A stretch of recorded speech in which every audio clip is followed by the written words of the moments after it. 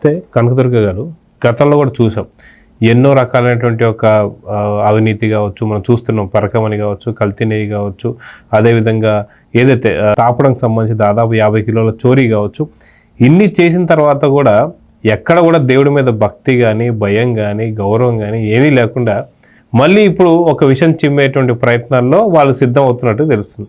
So మీరేమనుకుంటున్నారు వాళ్ళ గురించి? మీరు చాలా పదాలు చెప్పారు, భక్తి, గౌరవం, అవన్నీ వాళ్ళకెందుకు ఉంటాయి? అవి ఉండుంటే ఈయన చెయ్యరు కదండి. ఇప్పుడు ఈయన అక్రమాలు, అవినీతులు చెయ్యరు కదా. అవి లేదు కాబట్టి వాళ్ళ దృష్టి అంతా కూడా ఎలా దోచుకోవాలి తిరుమలని, అంతవరకే. తిరుమల అనేది వాళ్ళకు ఒక నిధి, పెన్నిధి. వెంకటేశ్వర స్వామి అనేవాడు దేవుడు కాదు, వెంకటేశ్వర స్వామి అనేవాడు ఒక అక్షయ పాత్ర వాళ్ళకి. అందుకని వాళ్ళు వెంకటేశ్వర స్వామికి అంటే ఎలా కుట్రలు చేసి మనం ఈ పేరు చెడగొట్టాలి. ఇవాళ ఈ కూటమి ప్రభుత్వం వచ్చాక తిరుమలలో మంచి పనులు చేయాలని చూస్తోంది, తిరుమలలో అవినీతిని బయటకు తీస్తోంది, మనని బయటకు తీసుకొస్తుంది, మన పేర్లు బదనాం చేస్తోంది. క్రిందటి సంవత్సరం మనం ఏదైతే చేశామో అలాగే చాలా చేశారు కదా.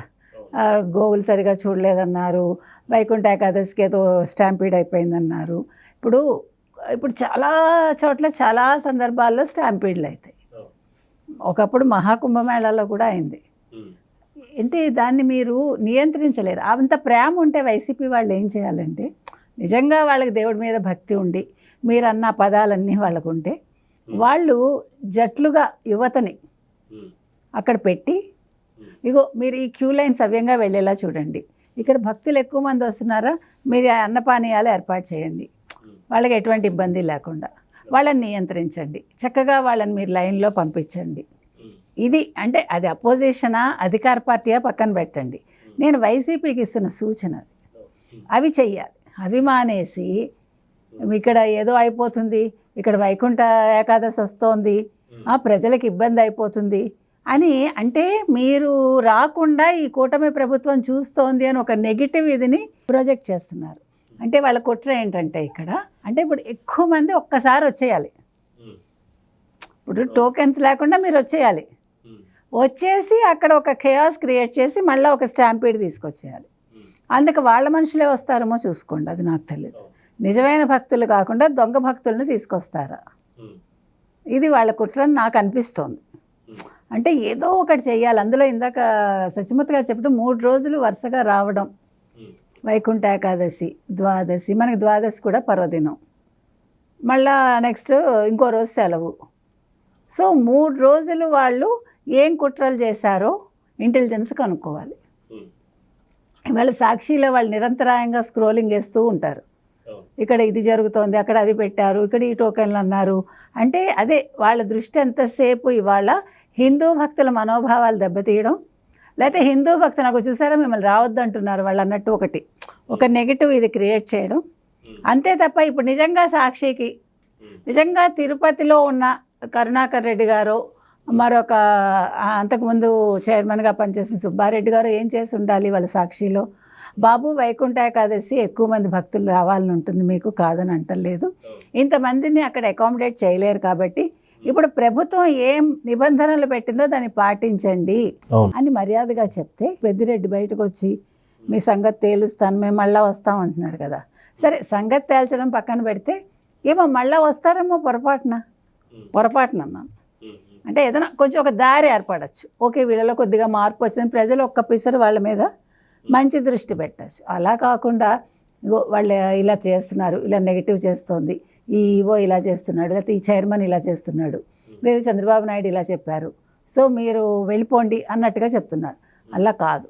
వైకుంఠ ఏకాదశికి ప్రజలు ఆలోచించాల్సింది ఏంటంటే, వెంకటేశ్వర స్వామి దగ్గరికి వెళ్ళాలని అందరికీ ఉంటుంది, ఆ వైకుంఠ ద్వారా దర్శనం చేసుకోవాలని ఉంటుంది, ఎవరు కాదని అంటలేదు. కానీ అది అందరికీ అవకాశం లేదు కదా. స్వామి ఎవరికి అనుగ్రహం ఇస్తే ఒకటండి, తిరుమల మాత్రం మనం అనుకుంటే వెళ్ళలేం. ఇప్పుడు నేను వెళ్ళిపోవాలంటే వెళ్ళలేను, వెంకటేశ్వర స్వామి పిలవాలి మనని, మనం అదొక్కటి మనసులో పెట్టుకోవాలి. ఓకే దేవుడు నిజంగా నన్ను పిలిస్తే నేను వెళ్తాను, లేకపోతే వీళ్ళు ఏ నియమ నిబంధనలు పెడితే దానికి నేను అనుగుణంగా ప్రవర్తిస్తాను అని మనం అనుకోవాలి. ఎందుకంటే మనం వెళ్ళి మనం ఇబ్బంది పడి పక్కవాడిని ఇబ్బంది పెట్టడం కంట ఆ స్వామి పిలుపు కోసం ఎదురు చూద్దామని అనుకోవాలి మనం. నా ఉద్దేశం అయితే అది. అందుకని వైకుంఠ ఏకాదశికి దయచేసి భక్తులందరూ కూడా మీరు తోపులాటకు వెళ్ళకండి. ముందు వాళ్ళు వెళ్ళాక మీరు కొంచెం గ్యాప్ తీసుకోండి. అంటే డిస్టెన్స్ మెయింటైన్ చేయండి ఒకళ్ళకి. మిమ్మల్ని ఆనుకుని నేను ఉండక్కర్లా. మనకు వస్తుంది అవకాశం. తోసుకుని వెళ్ళిపోయి మనం దేవుణ్ణి చూడడానికి మనం ప్రశాంత చిత్తంతో వెళ్ళాలి. మీరు అక్కడ ఆలోచించాల్సింది ఏంటి? ఓకే, దేవుడే పిలుస్తాడు నన్ను అని వెంకటేశ్వర స్వామిని గోవిందనామాలు అనుకుంటూ మనం వెళ్ళాం అనుకోండి, లేదా నమో వెంకటేశ అనుకున్నా చాలు. అప్పుడు మీకు మార్గం అదే సుగమం అయిపోతుంది. ఎవరినెవ్వరూ దోసుకోక్కర్లా. అప్పుడు ఈ స్టాంపేడ్లు జరగవు. హిందూ భక్తుల మీద ఒక నెగిటివిటీ రాదు. ఈ భక్తులు అంతే, వీళ్ళు ఒకళ్ళనొకళ్ళు తోసుకుంటారు, వీళ్ళకి వెళ్ళాలని ఆత్రం, దేవుని చూడాలని ఆత్రం అందరికీ ఉంటుంది. నేనేం కాదని అంటల్లా, అందులో ఏం తప్పు లేదు. కాకపోతే కొంచెం సంయమనం పాటించాలి. దేవుడా నాకు నువ్వే మార్గం చూపించు అనుకుంటూ ఆయన పేరు మనం తలుచుకుంటే ఖచ్చితంగా మనకి దర్శనం అలవోకగా అయిపోతుంది. ఊహించని రీతిలో అద్భుత దర్శనం అవుతుంది మనకి. కాబట్టి ఇవాళ వైకుంఠ ఏకాదశికి భక్తులందరూ ఆలోచించాల్సింది ఇదండి. సాక్షి వాళ్ళు ఏమిచ్చారు, లేకపోతే ఇంకెవరో ఏదో చెప్పారు, నెగిటివ్ అవ్వద్దు.